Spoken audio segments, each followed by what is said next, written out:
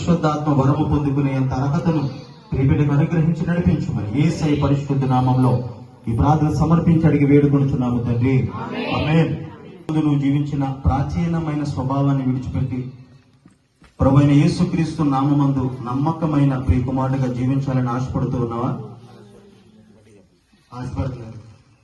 మరి ఇక మీదట నువ్వు ఈ లోకస్తులుగా కాక కేవలం దేవునికి కుమారుడిగా దేవుని యొక్క ప్రత్యక్షత పొందుకునే వరకు దేవుడి రాకడ పర్యంతరము కూడా దేవునితోనే నడుచుకుందనని విశ్వాసాన్ని కలిగి ఉన్నావా? నువ్వు కలిగి ఉన్న విశ్వాసాన్ని బట్టి ఉపవాస ప్రార్థనల ద్వారా, విశ్రాంతి కాల ప్రార్థనల ద్వారా, రొట్టె విడిచిట యందు జరుగు కార్యక్రమాలలో నీవును నీ కుటుంబంను క్రమం తప్పకుండా ఉండుమని దేవుని ఎదుట ప్రమాణము చేయగలదవా? అటు పిమ్మట దైవజనుల సమక్షమందు తండ్రి యొక్కయు కుమారుని యొక్కయు పరిశుద్ధాత్మ యొక్కయు నామమున ప్రియ కుమారుడికి బాప్తిస్మము ఇచ్చుచున్నాం. అందరూ చప్పట్లు కొట్టి దేవుని నామాన్ని మహిమపరచుదాం.